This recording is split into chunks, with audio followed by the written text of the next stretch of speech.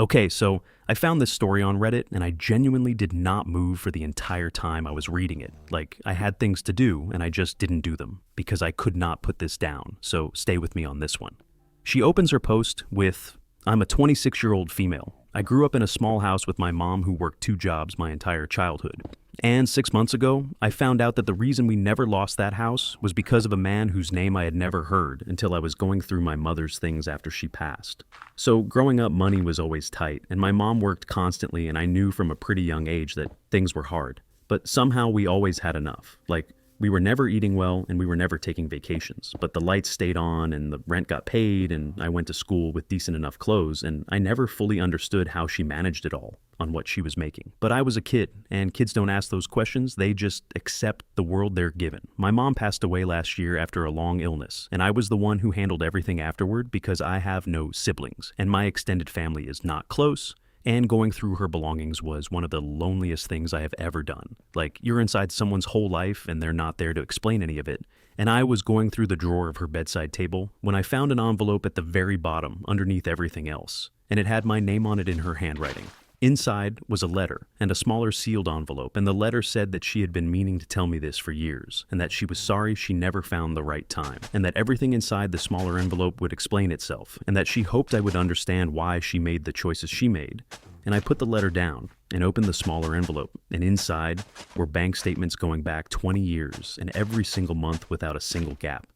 There was a deposit from the same name, a name I had never seen before, and the amounts were not small.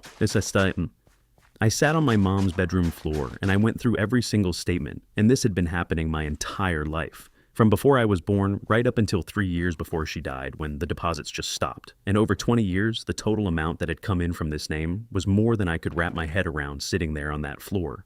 And I kept looking at the name trying to place it, and I couldn't. And I went back to the letter, and my mom had written one line about it that said, "He wanted nothing in return, he just wanted to know you were okay."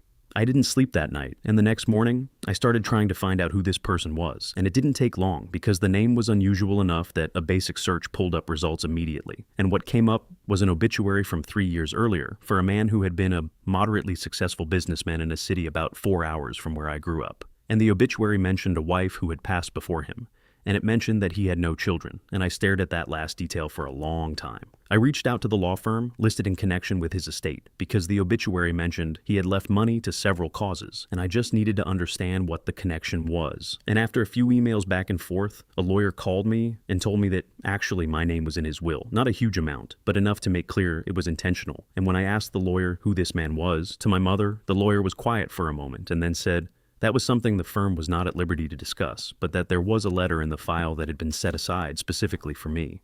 The letter arrived about a week later, and I sat at my kitchen table and I opened it and I read it 3 times. And what it said was this, that he had known my mother when they were both very young, that they had been close in a way that neither of them had fully known how to navigate, that circumstances had pulled them apart before they could figure it out, and that they had both moved on into different lives, and that years later he had heard through someone they both knew that she was raising a child on her own and struggling, and that he had reached out to her privately and offered to help, and she had accepted.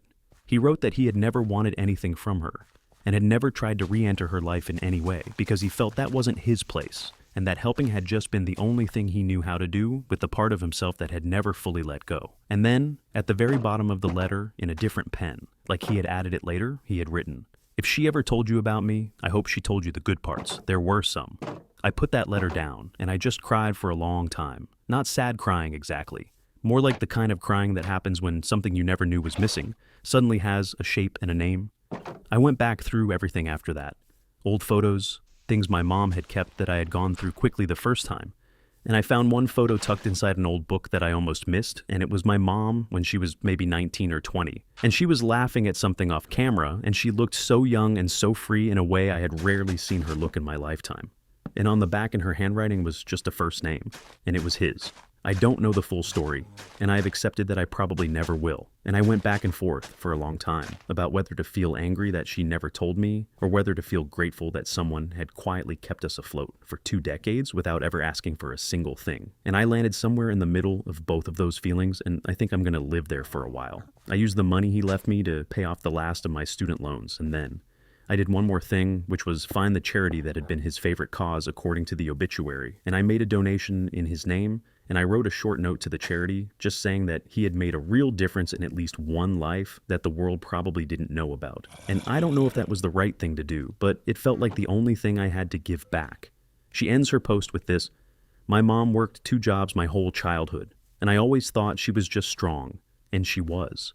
But she also had someone in her corner that I never knew about. And I think about how many people are being quietly held up by someone the world will never hear about. And it makes me want to be that for someone." That last line is the one that stays with you, because the whole story is about something that happened completely in silence. No drama, no confrontation, no big reveal in anyone's lifetime.